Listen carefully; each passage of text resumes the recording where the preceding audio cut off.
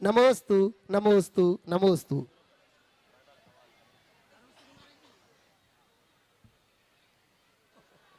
आज का ये संकट समाधान का सत्र गुरुवर के चरणों में अपन चलते हैं। और आज का प्रथम प्रश्न, कल जहाँ पर मौसम के कारण थोड़ा सा प्रकृति अनुकूल न रहने के कारण छोड़ दिया था, वहीं से शुरुआत कर लेते हैं। और हमारे बीच में प्रसिद्ध समाज सेवी और साथ में ही वैयावृत्ति में अग्रणी, चाहे आरिका हो, चाहे माताजी हो, चाहे ब्रह्मचारी हो, चाहे कोई भी त्यागी वृत्ति हो, ऐसे अनिल जी, डॉक्टर अनिल जी संगई अपना प्रथम प्रश्न पूज्य महाराज श्री जी के श्री चरणों में प्रस्तुत कर रहे हैं। आप लोग जोरदार तालियों से एक बार डॉक्टर साहब का स्वागत कर दें। और उसके बाद में तैयार रहेंगे पप्पू तिवारी, शिवसेना जिला महाराज जी आपके श्री अध्यक्ष। चरणों में कोटि आभार। नमोस्तु नमोस्तु नमोस्तु। महाराज जी आपके श्री चरणों में कोटि आभार। नमोस्तु नमोस्तु नमोस्तु। महाराज जी प्रश्न ये है कि अधिकांश हम अपनी वर्तमान स्थिति से संतुष्ट ना होते हुए भविष्य में सुख की कामना और आने वाले संभावित दुख से परेशान होकर इस जीवन को जीते हैं। ऐसे समय में किस तरीके से आगे जीवन जिए कि सम्यक रूप से जीवन जीते हुए अपना कल्याण कर सकें। पहले तो मैं चाहूँगा एक बार जोरदार करतल ध्वनि से डॉक्टर साहब का अभिनंदन करें। इन्होंने चिकित्सा जगत में अपनी एक अलग प्रतिष्ठा और पहचान तो बनाई है, पर संघ की सेवा वैयावृत्ति में इनका बहुत ही महत्वपूर्ण स्थान है। मेरी आवाज़ तो आप लोगों तक जा रही है ना, इस तरफ दाहिनी ओर? भैया क्या बात है? हाँ हाँ, एक साउंड उधर वो साउंड उधर है ही नहीं, क्या व्यवस्था है? ओम ओम ओम, थोड़ा सा कुछ सेटिंग।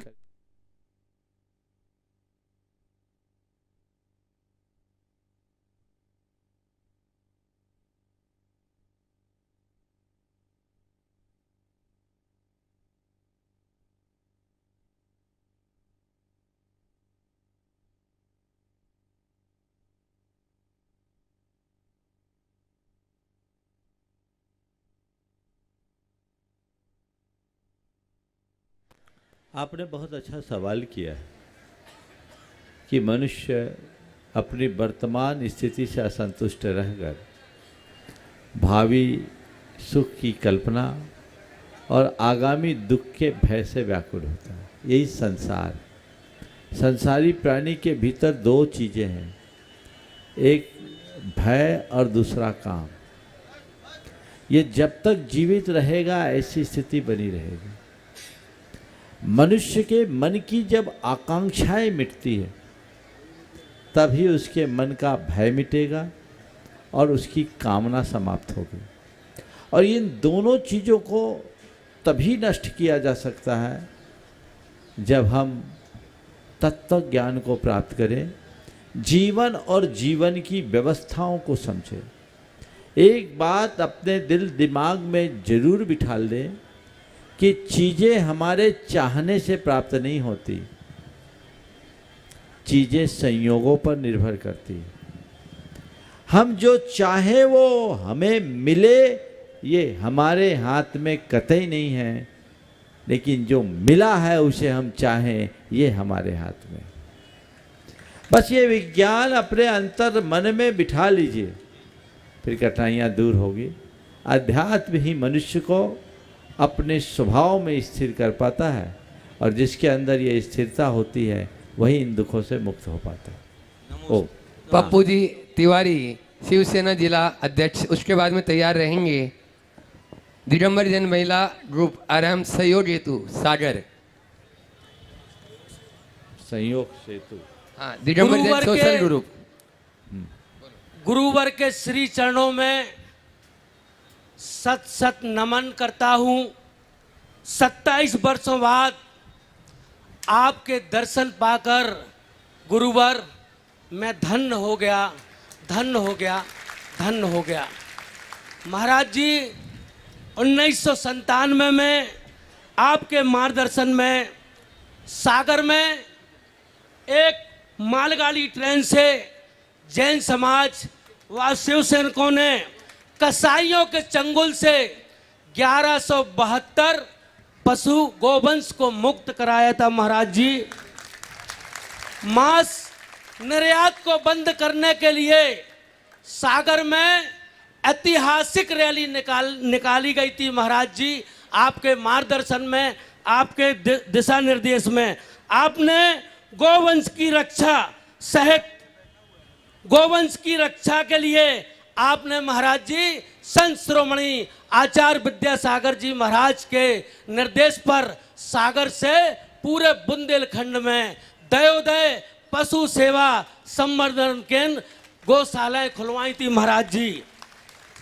लेकिन महाराज जी मन को पीड़ा होती है कि 27 वर्ष पहले आपके आदेश का संकनाद जो हुआ था गुरुवार, आज भी हाईवे पर कंटेनरों में सैकड़ों गौवंश को परिवहन किया जाता है महाराज जी। और जब हम लोग हाईवे पर उन मूक गौवंश को पकड़ते हैं तो उन कंटेनरों में 10-10, 15-15 गाय और बछड़े मृत पाए जाते हैं महाराज जी। गोमांस विक्रय का क्रम जारी है महाराज जी। कोर्ट में हमारे महाराज जी 27 सालों में 44 केसों में हमने पूरी ताकत के साथ कोर्ट में गौ हत्यारों को सजा दिलाने के लिए बयान दिए महाराज जी। लेकिन एक दिन की भी सजा किसी गाय को काटने वाले कसाई को नहीं हुई। वो मन की पीड़ा थी महाराज जी, इसका समाधान करें। आगे गौ सेवक, जैन समाज, सनातनी और पूरे देश के गौ प्रेमी क्या करें महाराज, क्या करें महाराज, क्या करें महाराज।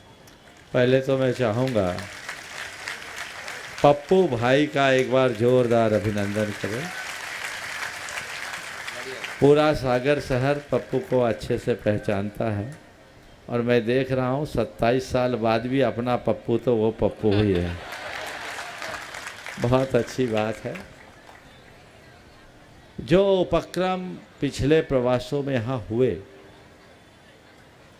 वो अपने आप में एक बड़े उत्कृष्ट उपक्रम थे और सागर के लिए बड़े गौरव की बात है कि जिस अभियान की शुरुआत सागर से हुई वो देशव्यापी स्वरूप लिया।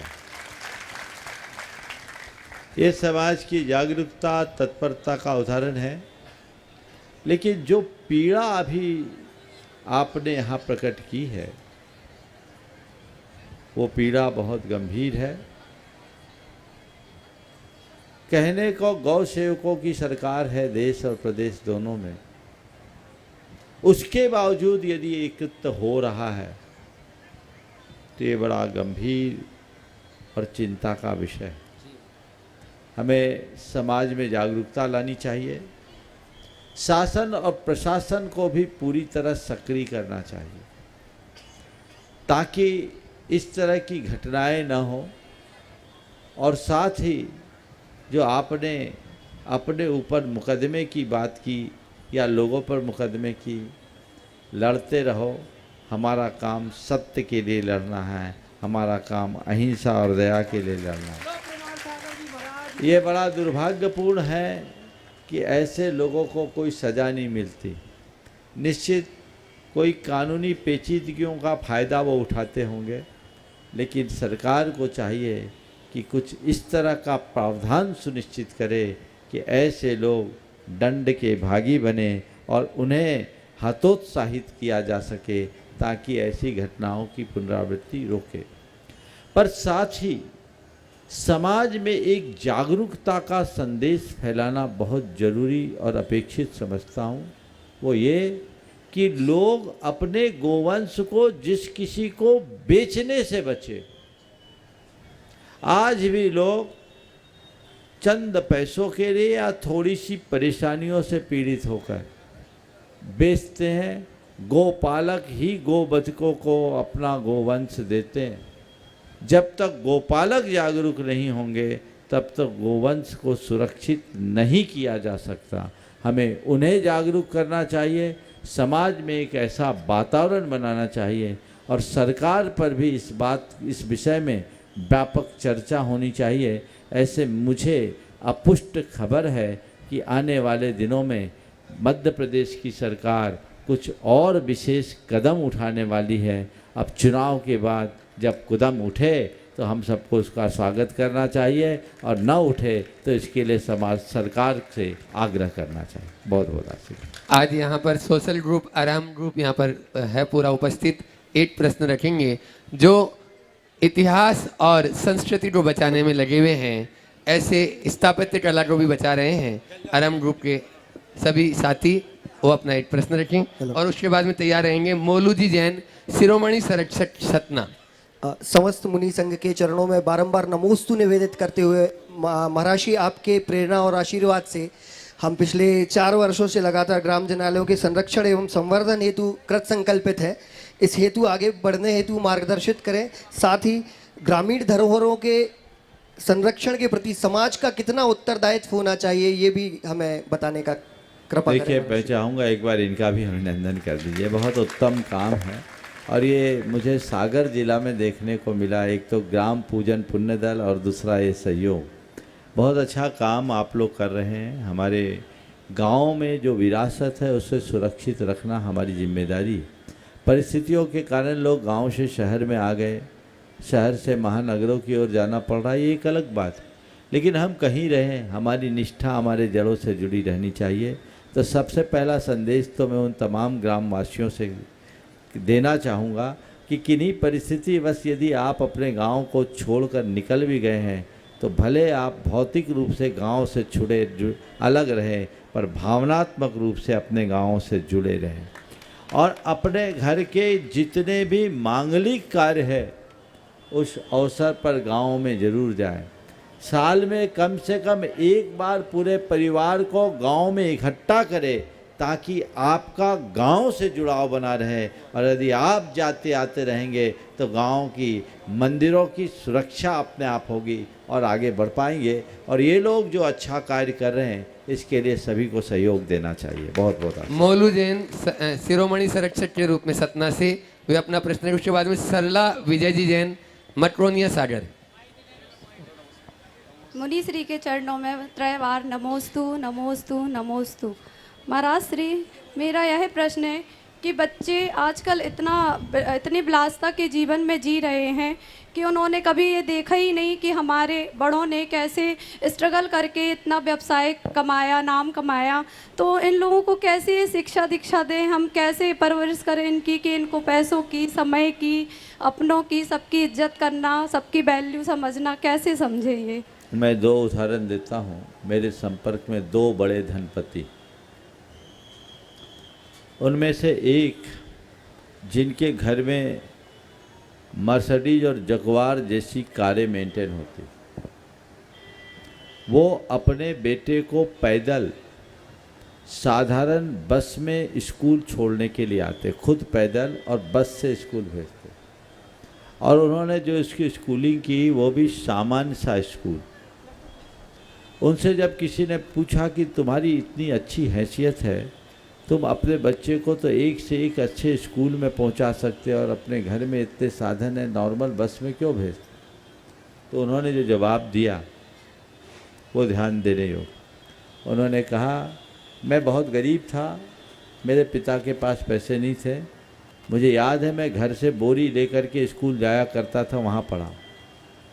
आज मेरे पास पैसे हैं, ये मेरा भाग्य है। लेकिन मैं मानता हूँ कल मेरे बेटे के पास पैसा रहे कोई ज़रूरी नहीं, पैसा तो आता जाता है। मेरे पिता के पास पैसा नहीं था, मेरे पास पैसे हैं, पर ये कोई ज़रूरी नहीं कि मेरे बेटे के पास भी पैसे हों। कल कहीं कोई ऐसी नौबत आए और मेरा बेटा पैसे के अभाव में परेशान ना हो, इसलिए मैं चाहता हूँ अभी से उसे परेशानी का एहसास हो।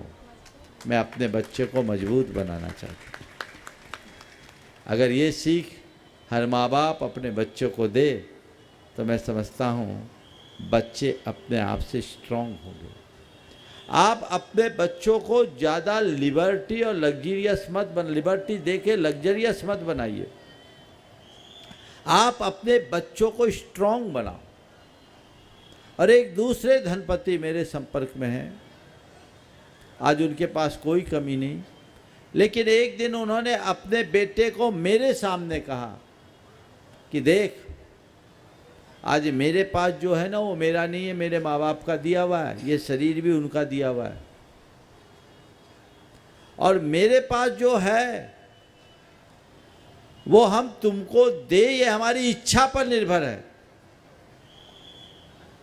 लेकिन तुम्हें ये मान करके चलना है कि जो व्यक्ति अपने आप में संघर्ष करके आगे बढ़ता है वही उसकी उपलब्धि है। हमेशा यह ध्यान रखना, मैंने मेहनत की, लेकिन मैं मानता हूँ कि आज मेरी मेहनत का जो फल मुझे मिला है वो भी मेरे माता पिता के प्रसाद से मिला है। कल तू मेहनत करेगा तो आगे बढ़ेगा, और वो जो फल पाएगा वो तेरे प्रसाद, माता पिता के प्रसाद के रूप में मान करके चलना। और इसलिए लग्जीरियस मत बनो। बेटे ने गाड़ी खरीदने की जिद की, पिता ने उसकी जिद मान करके गाड़ी तो खरीद ली, लेकिन कहा बेटा इस गाड़ी को तब चलाना जब उसमें पेट्रोल भरने की कमाई तू कर सके। गाड़ी चलाने नहीं दी, गाड़ी खरीद के रख दी।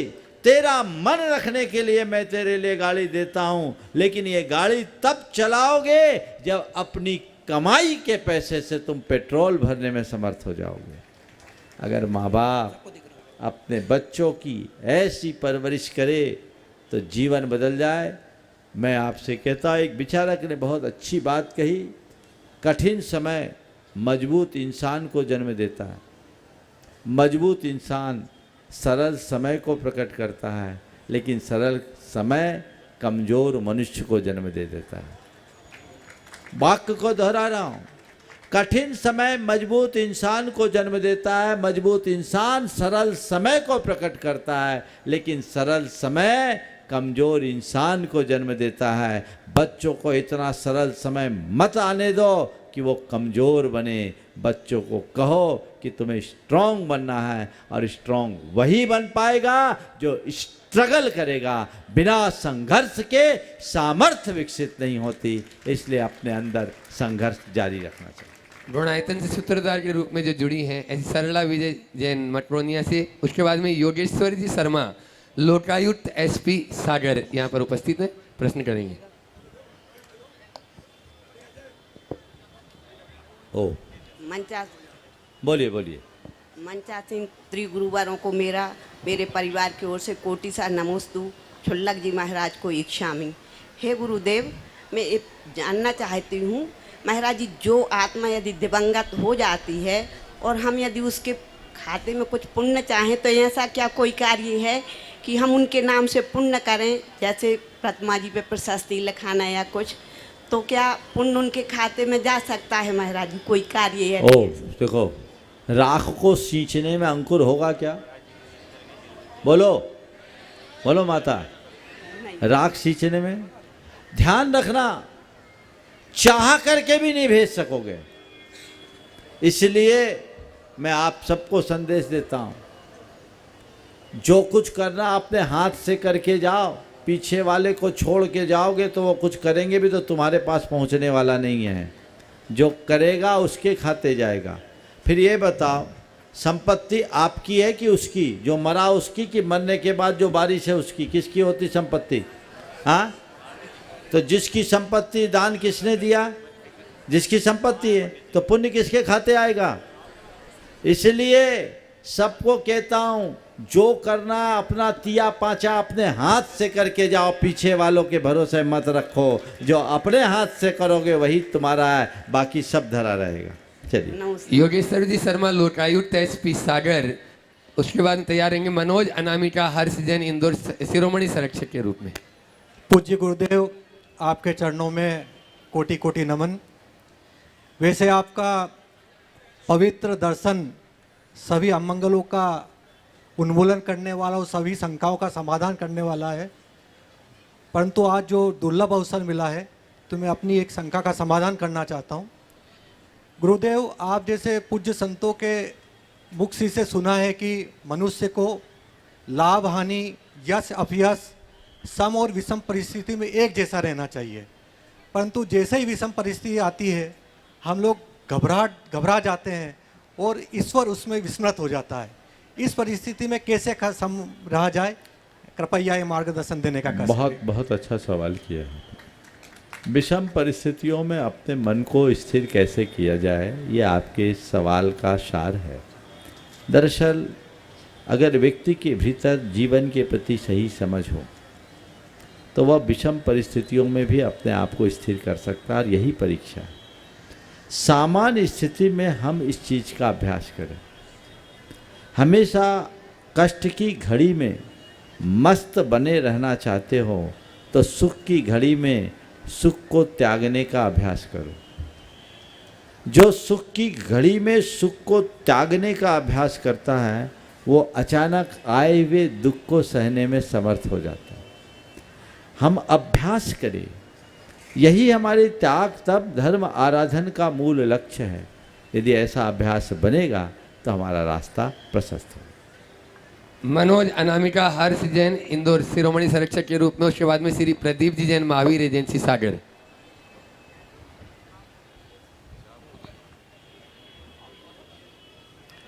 प्रातः स्मरणीय हम सभी के प्रियाग्र परम पूज्य गुरुदेव के पावन चरणों में त्रिबार नमोस्तु नमोस्तु नमोस्तु।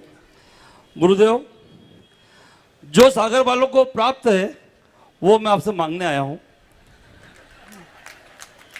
इधर देखो, इधर। ये गुरुदेव जो मैं यहाँ पर देख रहा हूँ, जबरदस्त भीड़, वो सागर वालों का प्रबल पुण्य का उदय है कि आज आपको परम पूज्य गुरुदेव का बेहतरीन सानिध्य आपको मिला है।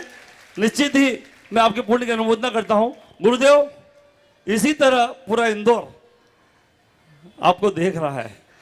इंदौर ही नहीं, 150 किलोमीटर आसपास का पूरा एरिया, सबके मन में एक ही भाव है कि प्रमाण सागर जी कब आ रहे हैं, कब आ रहे हैं, क्या फाइनल हुआ, कब होगा, कैसे होगा।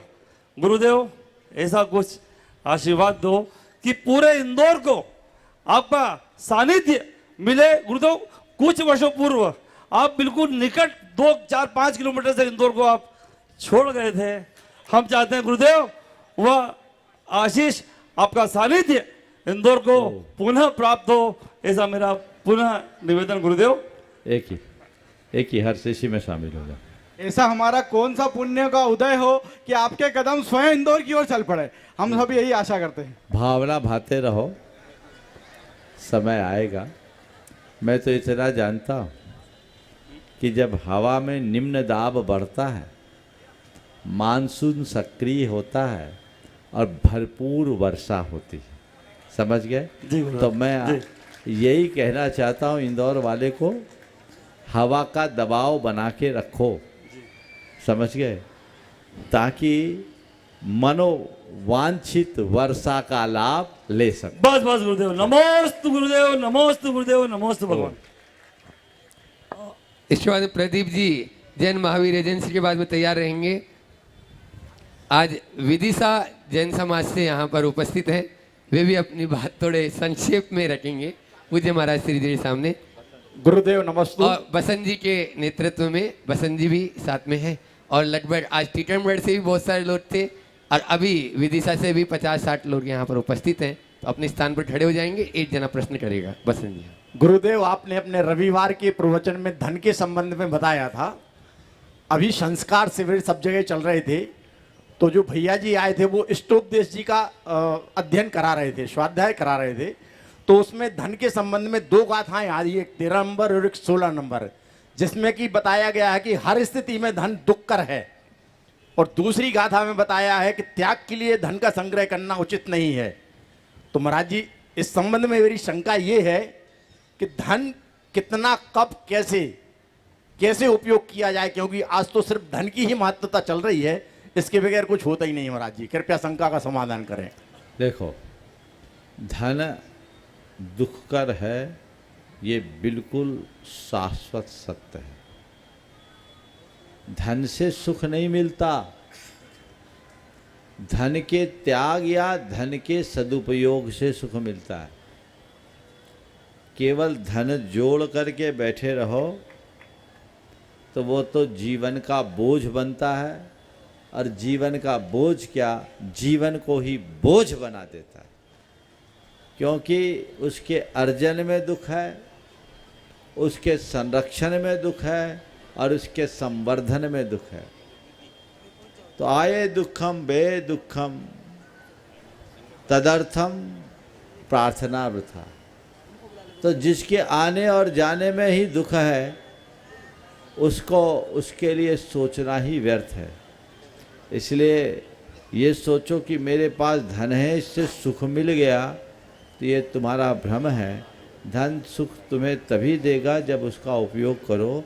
मैं ऐसे बहुत सारे धनपतियों को जानता हूँ जो करोड़ों के स्वामी होने के बाद भी फटीचरों सा जीवन जीते। करोड़ों का स्वामी होने के बाद भी फटीचरों सा जीवन जीते, धन का सुख नहीं भोग पाते और धन के त्याग से जीवन आगे बढ़ता है। वर्णी जी के उनके एक कोई भक्त थे, वो हमेशा धनपति होने के कारण धन की महिमा का बखान करते थे और वर्णी जी धन की निरर्थकता के बारे में बोलते रहते थे। एक दिन नदी से एक पार से दूसरी पार जाना पड़ा नाव से, और उन्होंने अपने जेब से रुपए निकालकर नाविक को रुपया दिया और बर्नी जी से कहा, महाराज देखा आज हमारे जेब में पैसे नहीं होते तो हम ये पार नहीं आ पाते, हमारे जेब में पैसे नहीं होते तो हम ये पार नहीं आ पाते। बर्नी जी ने कहा, पैसा तुम्हारे जेब में होते तो ये पार नहीं आ पाते। ये पार तब आए जब पैसा जेब से निकला है। इसलिए धन का सदुपयोग समझिए, बाकी उस पर बैठिए मत। और धन अर्जित करके दान करना, लेकिन दान करने से भी ऊंचा त्याग है, क्योंकि दान अंश का होता है, त्याग सर्वस्व। नमोस्तु भगवान, नमोस्तु। विदिशा जैन समाज अपना निवेदन और प्रश्न यहाँ पर रखे हैं गुरुदेव के चरणों में, और उसके बाद में तैयार रहेंगे आपके सागर समाज की विभूति महेश जी बिलराहा परिवार। गुरुदेव के चरणों में सकल जैन समाज जिला विदिशा की ओर से त्रिवार नमोस्तु नमोस्तु नमोस्तु भगवान। हे प्रभु, आपने जो बीज 1992 में विदिशा में शीतल धाम के रूप में बोया था, वो आज वृक्ष का रूप लिए हुए है। हमारा पूरी सकल जैन समाज का अनुरोध है कि विदिशा में एक बार वहाँ पर आप बर्रो वाले बाबा के दर्शन करें, और जो भक्तों को आपने इस लायक बनाया है भगवान, नहीं तो हम तो ना जाने कहाँ जीवन लिए घूमते रहते, क्या करते। आज आपका आशीर्वाद का फल है कि मेरा एक बेटा और उसने भी पिछली ली हुई है सोमसागर जी महाराज की। हाँ। ये केवल सौभाग्य केवल आपके आशीर्वाद से मिला है भगवान। और आज विदिशा में हमारे मित्र सनत जैन, महेंद्र जैन और अजित जैन, अमित जैन परिवार पंच कल्याणक करने जा रहे हैं। इन्होंने अपनी ही राशि से अपनी ही जमीन पर एक विशाल मंदिर बनाया है, और वो सभी परिवार के सारे लोग और विदिशा में जितने मंदिर हैं सबके प्रतिनिधि लोग आपके चरणों में निवेदन लेकर आए हैं प्रभु कि आपके चरण कमल उस भूमि पर पड़ें और पंच कल्याणक बहुत अच्छे से सफल हो, यही भावना लेकर आए हैं भगवान। बहुत सभी की भक्तों की भावना पूर्ण करें। देखिए, ये बहुत ही अनुकरणीय उदाहरण है। मैं तो चाहूँगा एक बार सनत जी, उनके बेटे और भतीजे जो यहाँ उपस्थित, थोड़ा आगे आ जाओ। ये मणिधर परिवार कहलाता है विदिशा का, और इन्होंने बहुत उदारता का परिचय दिया। अपनी भूमि पर संपूर्ण जिनालय का निर्माण अपने व्यय से किया, और पंच कल्याणक का पूरा व्यय भी अपने माध्यम से करना चाहता। आयोजक पंच कल्याणक की समाज है, लेकिन पुण्यार्जक बनने का सौभाग्य इन्होंने प्राप्त किया। और अभी चर्चा में मुझसे कहा कि महाराज खर्चा हम करेंगे और आमदनी समाज रखेगी। ये अच्छी बात है, बहुत उदारता की बात है। पुराने समय में हम लोगों ने ये पुरखों से सुना है कि लोग पूरा मंदिर बनाते, प्रतिष्ठा कराते, गजरथ चलाते तो लोग उन्हें सिंहई बनाते। अब धीरे धीरे व्यवस्था पंचायती होने लगी, लेकिन ये परंपरा मेरी दृष्टि से बड़ी अनुकरणीय परंपरा है, जिसमें संपूर्ण जिनालय को नख से शीश तक बनाकर उसे समाज के सुपुर्द करें। हम कुछ वर्ष पहले रांची में थे। रांची में राय बहादुर परिवार ने पूरा मंदिर अपनी भूमि पर अपने द्रव्य से बनाया, पंचकल्याणक कराया, और पंचकल्याणक संपन्न करने के बाद पूरा खर्चा अपना किया, और पट खोलते समय 21 लाख रुपया की राशि, 2008 की बात बोल रहा हूँ, 21 लाख रुपए की राशि देके समाज को चाबी सौंप दिया। ये उदाहरण, ऐसे उदाहरणों की परिपाटी आगे बढ़ानी चाहिए। बहुत प्रसन्नता है, मैं पूरे परिवार और समाज को आशीर्वाद देता हूँ। पंचकल्याणक की डेट तो आप लोगों के आने के पहले यहाँ घोषित हो चुकी है, अब आपको तैयारी करने की ज़रूरत है। आगामी 3 जून से 8 जून तक ये पंचकल्याणक, बहुप्रतीक्षित पंचकल्याणक वहाँ संपन्न होगा। ये भी इनका पुण्य है। भूमि पूजन हमने कराया था जब कोविड के टाइम में आ रहे थे, और कहा था भैया मेरा भरोसा नहीं रखना, पर उस दिन सनत ने कहा था कि महाराज हमें विश्वास है आप आ जाओगे, और आज उनका विश्वास साकार हो रहा है। बहुत बहुत आशीर्वाद। गुरुदेव, यहाँ से सकल जैन समाज सागर के लिए भी आमंत्रित करते हैं। हम पंचकल्याणक में अवश्य पधारें। आप तो पूरे देश को आमंत्रित कर लो। पूरे देश को कर रहा है। महेश जी बिलेरा, उनका परिवार जहाँ पर है वो खड़ा हो जाए पूरा। महेश जी बिलेरा का परिवार जहाँ पर भी है वो खड़े हो जाएंगे। महेश भी यहाँ से प्रश्न कर रहे हैं, और इसके बाद में GTV भोपाल से हमारे बीच में आनंद जी जैन यहाँ पर उपस्थित हैं, वो अपने स्थान पर खड़े हो जाएं ताकि माइक वहाँ तक पहुँच जाए। महाराज जी के चरणों में पूरी सागर समाज की ओर से कोटि कोटि नमोस्तु करते हैं, और आपके चरणों में खड़े होकर के प्रार्थना करते हैं सागर समाज के जवाबदार व्यक्ति होने के नाते कि हे भगवान, प्रतीक्षा बहुत लंबी हो गई है। अब सागर समाज के लिए सभी की उम्मीदें हैं महाराज श्री। हम भी उम्मीद करते हैं कि ये चौमासा सागर समाज को आपका चौमासा मिले, इसके लिए पूरी समाज करतल ध्वनि से अनुमोदना करे। हे भगवान, महाराज जी के चरणों में एक प्रश्न है मेरी ओर से। कर्मों की तीव्रता में अपनी मानसिकता को अनुकूल कैसे बनाएं? ये महाराज श्री, जब बहुत तीव्र कर्मों की स्थिति होती है तो उस वक्त बहुत स्थिति विगत होती है। कृपया शंका समाधान करें। देखिए, पहले तो आपने जो निवेदन प्रकट किया है, निवेदन करने का अधिकार तो सबको है और करना ही चाहिए। जहाँ बैठे उनको तो पहला है ही, उसमें क्या बात है। निवेदन करना आपका काम है। एक बार और, जिसको मौका नहीं मिला सब कर लो। निवेदन में कोई कमी नहीं रख रहा, और निवेदन करोगे तभी तो कोई संवेदन होगा। और ऐसा निवेदन करो कि तुम्हारे निवेदन का संवेदन हो जाए। क्या बात, नमोस्तु। ऐसा होना चाहिए। अब रहा जो आपने सवाल किया, बड़ा महत्वपूर्ण सवाल है कि कर्म के तीव्रोदय में अपनी मनस्थिति को कैसे स्थिर किया जाए। देखिए, जब वेग होता है तो विवेक काम नहीं करता। अगर कर्म का तीव्रोदय चल रहा है तो सबसे पहला काम क्षेत्र को बदलो। द्रव्य, क्षेत्र, काल, भाव का परिवर्तन करो। जिस स्थान पर हो, जिस स्थिति में, वहां से खिसक जाओ। कुछ अच्छा पढ़ने लगो, कुछ अच्छा सुनने लगो, कुछ अच्छी बातचीत करो, अथवा जिनसे तुम्हारा लगाव, जुड़ाव और श्रद्धा है उनसे कुछ मार्गदर्शन लो, उनकी शरण में चले जाओ। एक बार मैंने गुरुदेव से पूछा था, गुरुदेव जब मन बड़ा उद्विग्न हो तो क्या करूं? उनने कहा, विजित मना के चरणों में चले जाओ। जिनने मन को जीत लिया, गुरु और प्रभु की शरण में चले जाओ। समय निकलेगा, कर्म का वेग शांत होगा, मन ठंडा होगा, समाधान निकलेगा। लेकिन उस स्थिति में यदि हम वहीं के वहीं जूझते रहेंगे तो स्थितियां विषम होंगी। जी महाराज, नमोस्तु। आनंद जी जैन GTV भोपाल के बाद में तैयार रहेंगे। प्रदीप जी रांदेलिया सागर।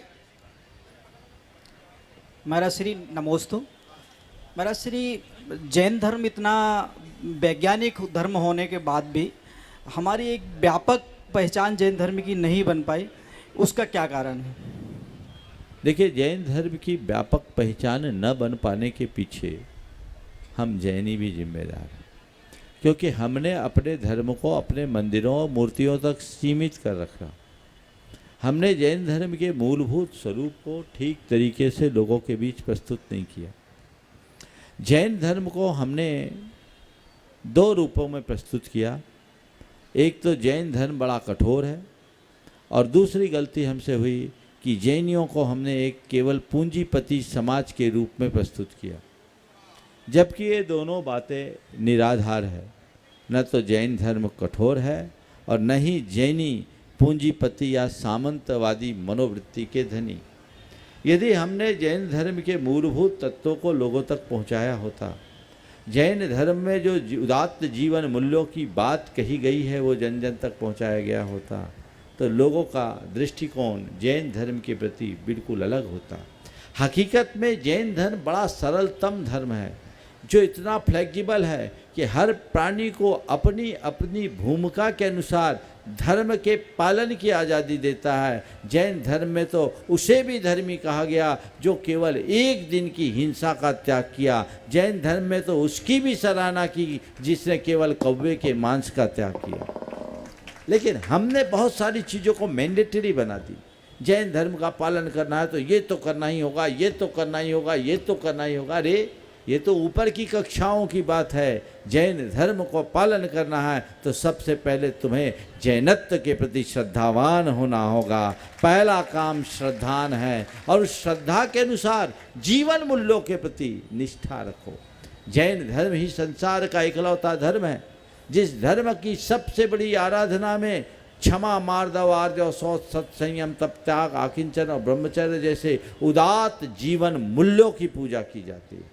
आप दशलक्षण पर्व मनाते हैं, उसे महापर्व कहते हैं। उस दशलक्षण पर्व के 10 दिनों में किसकी पूजा करते हैं? किसी तीर्थंकर की पूजा नहीं, किसी व्यक्ति की पूजा नहीं। हम क्षमा की पूजा करते हैं, हम मृदुता की पूजा करते हैं, हम सरलता की पूजा करते हैं, हम शुचिता की पूजा करते हैं, हम सत्य की पूजा करते हैं, हम संयम की पूजा करते हैं, हम तप त्याग की पूजा करते हैं, हम निष्प्रहता की पूजा करते हैं, और हम ब्रह्मचर्य की पूजा करते हैं। ये मूल्य केवल जैन धर्म में। हम उसे लोगों तक पहुंचाएं ताकि लोग जाने जैन धर्म एक ऐसा धर्म है जो कहता है सत्वेषु मैत्रीम गुणिषु प्रमोदम क्लिष्टेषु जीवेषु कृपा परत्वम माध्यस्थ भावम विपरीत वृत्तौ सदा ममात्मा विदधातु देव। प्राणी मात्र के प्रति मैत्री की बात जैन धर्म सिखाता है। गुणवानों को कद्र करने की बात जैन धर्म सिखाता है। दीन दुखियों की सेवा करने की बात जैन धर्म सिखाता है। और जिनकी वृत्ति अपने विरुद्ध है उनके प्रति माध्यस्थ रहने का पाठ जैन धर्म पढ़ाता है। हम वो तत्व पढ़ा है। और जहाँ तक जैन समाज संपन्न है इसमें कोई संशय की बात नहीं, लेकिन जैनों की संपन्नता उनके संस्कारों के कारण है। क्योंकि जैन केवल पैसा कमाना नहीं जानते, जैन पैसा खर्च करना भी जानते। पैसा कमाना मात्र पर्याप्त नहीं, पैसा खर्च करने की कला भी आनी चाहिए। मेरे संपर्क में एक जैन जगत के बड़े विद्वान थे, डॉक्टर रतन चंद जैन, बरकतुल्लाह विश्वविद्यालय के, वो हेड ऑफ द डिपार्टमेंट थे संस्कृत के। उन्होंने एक प्रसंग मुझे एक बार सुनाया, आज के संदर्भ में वो कहना चाहूँगा। उनसे उनके एक मित्र ने कहा कि तुम जैनियों के पास इतना पैसा कैसे आ जाता, तुम जैनियों के पास इतना पैसा कैसे आ जाता। तो उन्होंने उनसे कहा कि देखो, आप भी प्रोफेसर, मैं भी प्रोफेसर हूँ। जितनी तनख्वाह आपको मिलती है उतनी तनख्वाह हमें मिलती है। आप तो ट्यूशन भी करते हो और इधर उधर भी कर लेते हो, आप सुविधा शुल्क भी लेते हो, पर आपको पता है मैं एक पैसा कहीं इधर उधर से नहीं लेता, मैं केवल तनख्वाह पर निर्भर। बोले हाँ, बोले यही तो मुझे आश्चर्य लगता है कि फिर भी तुम लोगों के पास पैसा इतना क्यों आता। बोले सुनो, तुम केवल पैसा कमाना जानते हो और हम पैसा खर्च करना भी जानते हैं। हमारा पैसा व्यसन बुराइयों में नहीं जाता, हमारा पैसा जाता है तो परमार्थ के कार्यों में जाता है, दान में जाता है। हमारा पैसा अच्छे काम में जाता है तो हमारा दवाई और कोर्ट कचहरी में खर्चा नहीं होता, हमारा पैसा बच जाता है। बात बहुत मौलिक है, समझने की है। तो जैनियों ने हमेशा उदारता का परिचय दिया। जैन समाज जितनी संपन्न है उतनी ही उदार समाज है, और यही कारण है कि जैनियों ने हर देश प्रदेश के हर स्थान पर जहाँ भी थोड़ी संख्या में जैन लोग हैं, उन्होंने कई लोक कल्याण के उपक्रम चला रखे हैं। छोटे मोटे हर जगह छोटी से छोटी समाज हो, कोई समाज नहीं जहाँ जैनियों का औषधालय नहीं होगा, कोई ऐसी समाज नहीं जहाँ जैनियों का विद्यालय नहीं होगा। ये जैनियों की उदारता का एक सबल प्रमाण है। ये आज से नहीं, हमेशा से किया जाता रहा है। जैनियों के द्वारा हमेशा पन्नशालाएँ और दानशालाएँ खुलवाई गई, और सागर तो इसका उत्कृष्ट उदाहरण है। परम पूज्य गुरुदेव की कृपा से भागोदय पूरे अंचल को एक बहुत बड़ी विरासत के रूप में उन्होंने सुपुर्द किया, और ये जैनों की संपन्नता के साथ उदारता का प्रतिमान बना है। तो हमें ऐसी छवि जैनियों की प्रस्तुत करनी चाहिए कि जैन समाज जितनी संपन्न है उतनी उदार है, और जैन धर्म कहने को जितना कठोर है उतना ही सरल है। यदि ये बात हम लोगों तक पहुंचाने में सफल हो जाए तो हर व्यक्ति जैन धर्म का अनुकरण करने को तत्पर होगा और जैनों के प्रति सम्मान रखने का भाव रखेगा। नमोस्तु। प्रदीप जी रांदेलिया, और उसके बाद में तैयार रहेंगे प्रवीण जी पांडे, दैनिक भास्कर पत्रकार यहाँ पर उपस्थित है। नहीं है। त्रि गुरुओं के चरणों में बारंबार नमोस्तु नमोस्तु। यात्रा पर निकला हूँ, लोग बार बार पूछते हैं कितना चलोगे, कहाँ तक जाना है। मैं मुस्कुराकर आगे बढ़ जाता हूँ। किससे कहूँ कि कहीं तो नहीं जाना, मुझे इस बार अपने तक आना है। इस संदेश से अपनी यात्रा हम आगे कैसे ले जाएं गुरुवर। बहुत अच्छा, शायद ये क्षमा सागर जी महाराज की पंक्तियाँ हैं, आप आज आपने याद दिलाई। बहुत ही अनूठी पंक्ति। मुझे कहीं नहीं जाना, अपने तक आना। काश लोग इस बात को समझ सके। हर कोई भागा दौड़ी आपाधापी में उलझा है। विडंबना ये है कि पूरा जीवन जी लेने के बाद भी लोग ये नहीं समझ पाते कि मैं कौन हूँ, मेरा क्या है, मैं क्या कर रहा हूँ, मुझे क्या करना चाहिए। हर व्यक्ति को अपने स्वरूप को पहचानने की ज़रूरत है। जब आप अपने स्वरूप को पहचानेंगे तभी इस सवाल का सही हल प्राप्त हो सकेगा। अपराजित मददगार रक्तवीर संगठन, बहुत ही अभी जैसा महाराज श्री ने बताया कि जितना उदार हैं, जितने समृद्ध है उतने उदार भी हैं, ऐसे ही ये है रक्तवीर संगठन, एक मददगार जो संगठन है, वे अपना प्रश्न रखेंगे और उसके बाद में विद्वत परिषद के जो विद्वान लोग यहाँ पर है वे तैयार रहेंगे। मुनि श्री के चरणों में बारंबार नमोस्तु नमोस्तु नमोस्तु। महाराज श्री हमारी संस्था जैन और जैनोत्तर मिलकर अपराजित मददगार योद्धा के नाम से एक समाज सेवा का कार्य करता है, जिसका मुख्य उद्देश्य रक्तदान के क्षेत्र में बढ़ावा देना है, साथ ही स्वास्थ्य संबंधी समस्याओं का निराकरण करना है। आज रक्त एक ऐसी वस्तु है जिसे बनाया नहीं जा सकता, जो सिर्फ रक्तदान के माध्यम से हमें प्राप्त होता है, परंतु लोगों में जागरूकता के अभाव से लोगों को रक्तदान से भयभीत होते हुए कुछ लोग इसे धर्म के खिलाफ बताते हैं। कृपया आपका मार्गदर्शन दें, हम रक्तदान के प्रति कैसे जागरूकता बढ़ाएं, साथ ही सभी सदस्यों को आशीर्वाद दें, हमारा मार्ग प्रशस्त करें। नमस्ते। बहुत पहले तो मैं कहूँगा इन युवाओं का जोरदार अभिनंदन कीजिए। आज के इस भागम भाग के दौर में भी इस तरह का उपक्रम करना एक अनुकरणीय उदाहरण है, और ऐसी प्रेरणा अन्य शहरों के लोगों को भी लेना चाहिए ताकि लोगों को लाभान्वित किया जा सके। जहाँ तक रक्तदान जैसी बात है, मेरा आप सबसे ये कहना है कि हर क्रिया को धर्म अधर्म से नहीं जोड़ना। कुछ कार्य ऐसे हैं जो धर्म अधर्म पुण्य पाप से ऊपर उठ करके किए जाते हैं। वो है मानवीय संवेदना से जुड़ी बात। ये रक्तदान जैसा कर्म है, मानवीय संवेदनाओं से जुड़ा हुआ कर्म है। यहाँ आपके थोड़े से प्रयास से यदि किसी व्यक्ति के प्राणों की रक्षा होती है तो उसमें दिमाग लगाना बुद्धि का अजीर्ण ही माना जाएगा। आप इसे धार्मिक भावना से ऊपर उठ करके करें। आपने कहा कुछ लोग इसे धर्म के खिलाफ मानते हैं। मैं नहीं समझता कि ऐसे लोग धर्म के वास्तविक स्वरूप को कितना समझे। हमारे शास्त्रों में बहुत सारी बातें पूरी तरह अस्पष्ट है। जिस समय शास्त्र लिखे गए उस समय आज जैसी टेक्नोलॉजी नहीं थी, इसलिए यदि किसी बात का विधान नहीं है तो आज हम उसका निषेध करें तो हम अप्रासंगिक हो जाएंगे। और ऐसे लोग जो कहते ही नहीं करो, उनको ज़रूरत पड़े तो ब्लड लेने में संकोच नहीं करेंगे। तो ये सब चीज़ें इन सब बातों से ऊपर उठ करके करना चाहिए, जिसमें मानवीय संवेदना जुड़ी है और किसी के प्राणों की रक्षा हो रही है। तो इसमें दिमाग लगाना फिजूल की बात है, इन सब से ऊपर उठ करके काम करना चाहिए। डॉक्टर संजय जी जैन सागर उसके बाद में तैयार रहेंगे। अरियंत जी जैन बड़वानी।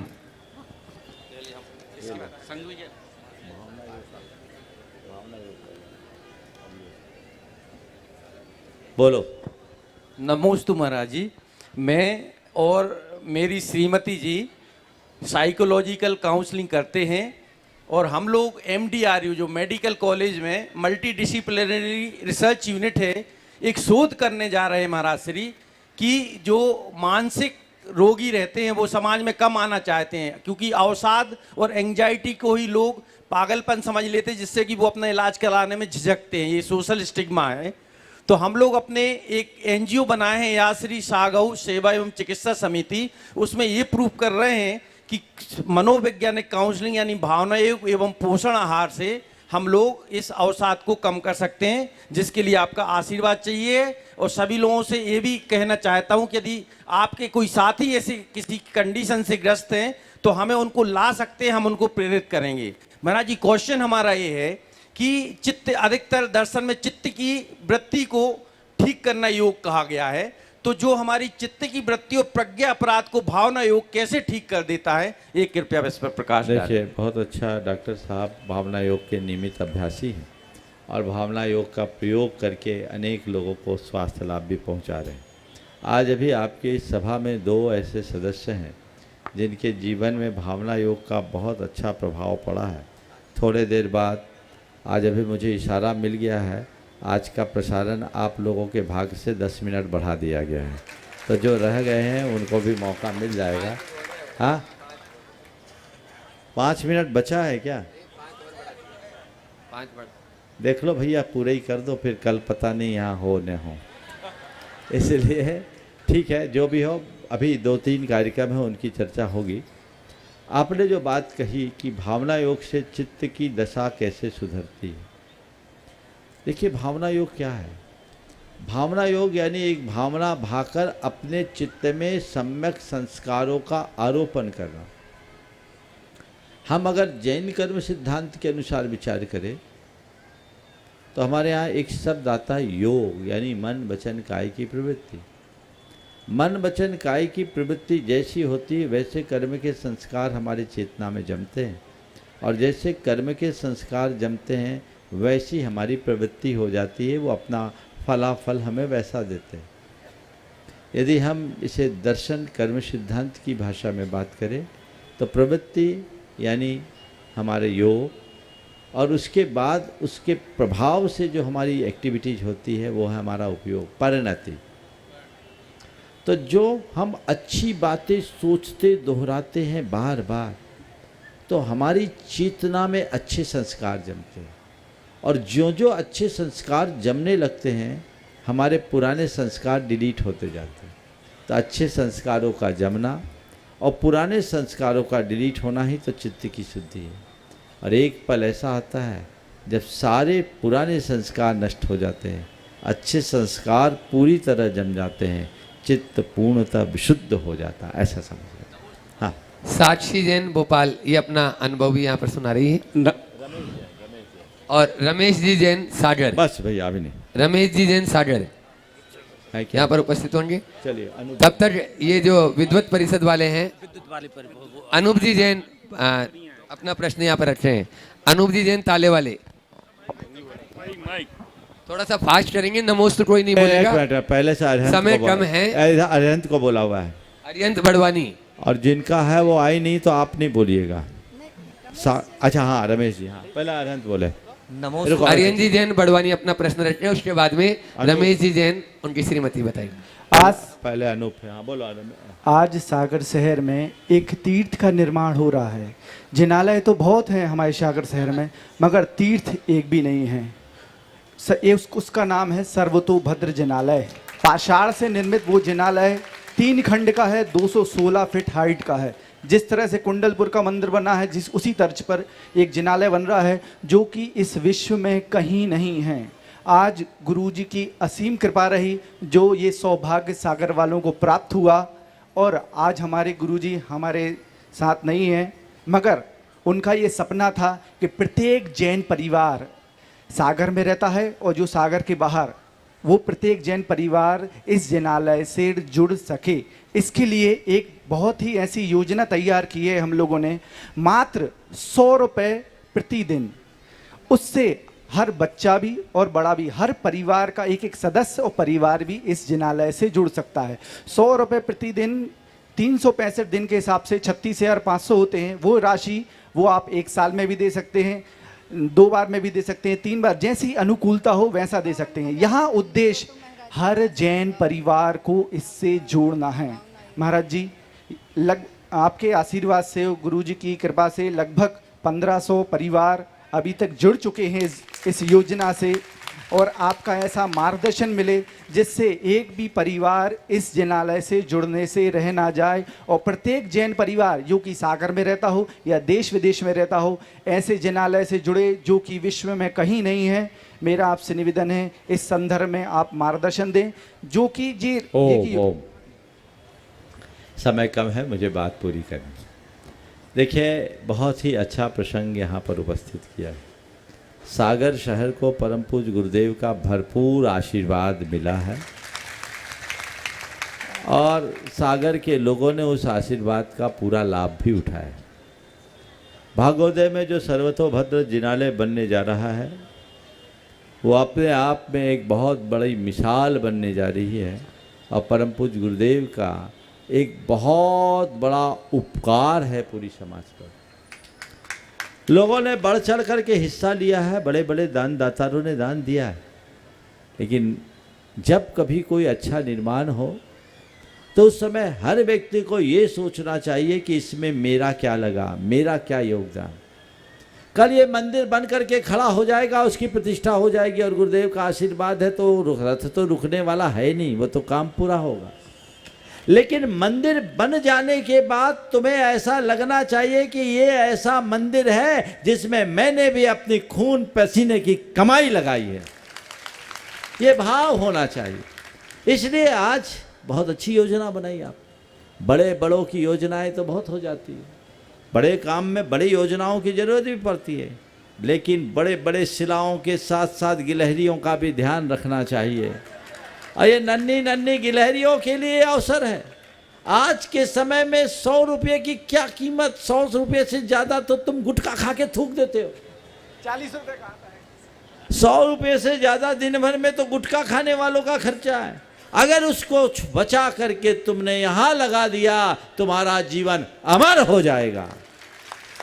इसलिए ये जो प्रस्ताव रखा गया है, हर छोटे बड़े परिवार को तय करना चाहिए। आपने 1500 परिवारों को जोड़ा है, मैं भावना भाता हूँ। शुरुआत सागर से, हर शहर से हो, फिर सागर जिले से हो, और फैलते फैलते प्रदेश और पूरे देश में हो।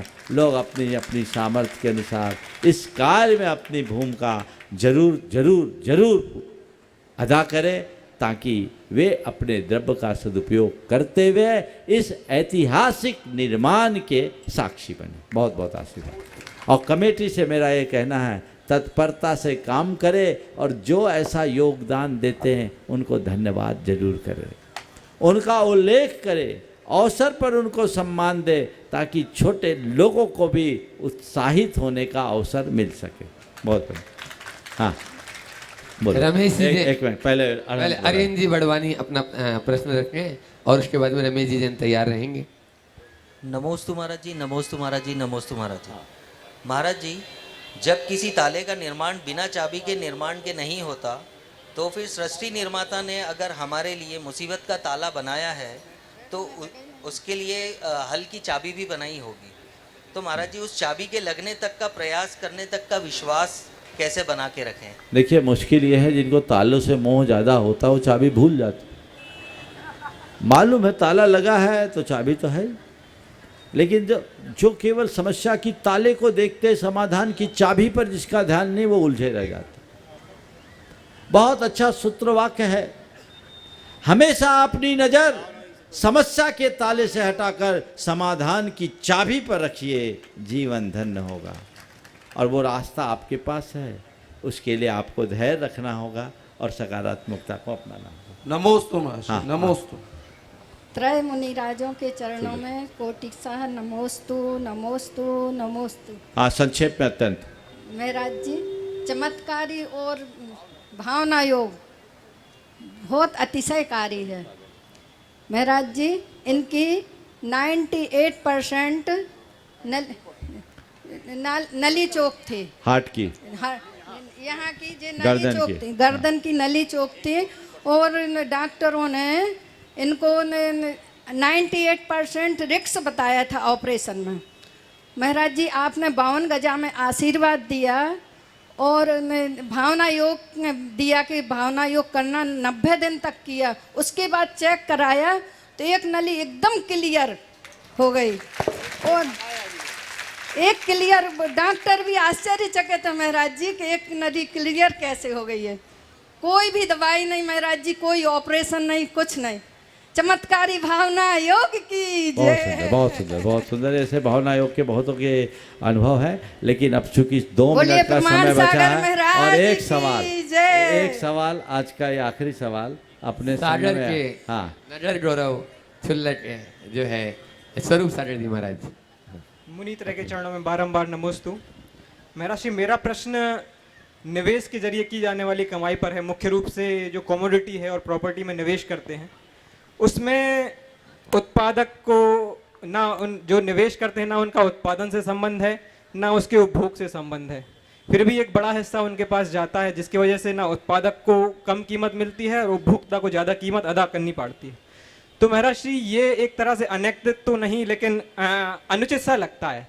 तो महाराज श्री, ये निवेश के जरिए की जाने वाली कमाई में किन चीज़ों का ध्यान रखना चाहिए और इस संबंधी लगने वाले पाप से किस तरह बचा जा सकता है? देखिए, निवेश से संबंधित बहुत अच्छा सवाल। पहले तो ये आप सबका गौरव है कि आपके नगर के ही एक रत्न आज हम लोगों के साथ है, और सागर से अनेक रत्न निकले हैं। आगे आने वाले समय में बहुत जल्दी आप इनको भी मुनि रूप में देखें, ऐसी भावना भाइयों। अनेक मुनि, मेरे ख्याल से 9-10 मुनिराज तो सागर शहर से हैं ही, और ये उसी कड़ी में आगे हैं, और अभी न जाने कितने आएंगे। मुनि और आरिकाओं की खान है सागर। आपने जो सवाल किया है निवेश से संबद्ध है, वो निवेश करना अवैधानिक नहीं है, इसलिए उसका निवेश का हम, क्या बारिश हो गई क्या? बस 2 मिनट। निवेश के बारे में निषेध करना तो उचित नहीं है, लेकिन निवेश करते समय शोषण न हो, इस बात का ध्यान रखना चाहिए। कोई भी काम हो, 4 बातों को ध्यान में रखें। किसी भी व्यवसाय में बहुत संक्षेप में बात कर रहा हूँ, सवाल आपका बहुत विस्तृत उत्तर की अपेक्षा रखता है, लेकिन संक्षेप में ही मैं 4 बातें कर रहा हूँ। व्यवसाय कोई भी हो, हिंसा मुक्त होनी चाहिए, शोषण मुक्त होना चाहिए, नैतिकता युक्त होनी चाहिए, और प्रामाणिकता उसमें जुड़ी रहनी चाहिए। जिसमें नैतिकता और प्रामाणिकता हो, हिंसा और शोषण का अभाव हो, वह व्यवसाय चुना जा सकता है। और जब भी आप निवेश कर रहे हैं तो ये मान करके चलिए, उसमें प्रत्यक्ष अप्रत्यक्ष जो भी हिंसा हो रही है, आप उसमें इसके सहभागी हैं, तो निवेश का जो लाभांश है उसी अनुपात से उसका पापांश भी आपके साथ जुड़ता है, ध्यान रखना चाहिए। कल के लिए आज आप लोगों ने निवेदन किया, 3 दिन का अवसर कटरा के लिए मिला था। आप लोगों ने बहुत आनंद और उत्साह के साथ इसका लाभ दिया। कल का आपको ब्याज मिलने जा रहा है, सुनो तो, कल का बोनस मिलने जा रहा है। और आज भावना योग आप लोगों ने किया, कल प्रातःकाल ठीक 5 बजे इसी स्थान पर भावना योग का पुनः लाभ आप सबको मिलने वाला है। कल भावना योग, सुनो तो, बोलने दो अभी। कल भावना योग यहाँ होगा, और उसके उपरांत हम लोग यहाँ से भगवानगंज होते हुए भागोदय में जाएंगे और कल की चर्या भागोदय में हो गई और प्रवचन भी समयानुसार वहीं पर संपन्न होगा और उसके बाद शंका समाधान कब होगा वो भागोदय में बता दिया जाएगा। 4 बजे भी हो सकता है और आगे भी हो सकता है, इसलिए अभी वहीं बताएंगे। हाँ आदिनाथ, हाँ पार्श्वनाथ मंदिर कमेटी अपना सवाल करें, बोलो। पार्श्वनाथ दिगंबरजैन कमेटी यहाँ की वे, चलो बोलो, सवाल तो करो आप। वे निवेदन भी कर रहे हैं नायक जी और उसके साथ में अपना प्रश्न भी रख रहे हैं। महाराज श्री नमोस्तु। जीवन में कभी कभी ऐसे अनापेक्षित दुख का सामना करना पड़ जाता है जिसकी कभी कल्पना भी नहीं हो सकती। ऐसी घटना होने पर कई बार पुरुष तो अपने आप को कैसे भी समझा लेते हैं, किंतु महिलाएं ऐसे दुख और पीड़ा के स्थिति में अपने आप को कैसे समझाएं? समाधान काय की पीड़ा की स्थिति में कभी कभी अनापेक्षित दुख जब आता है तो देखिए, तत्व ज्ञान के बल पर ही दुख को स्वीकार सहा जा सकता है और दुख को आप जितना स्वीकार करोगे दुख सहने की उतनी ही सामर्थ्य आएगी। समय ओवर हो गया, यहीं पर विराम।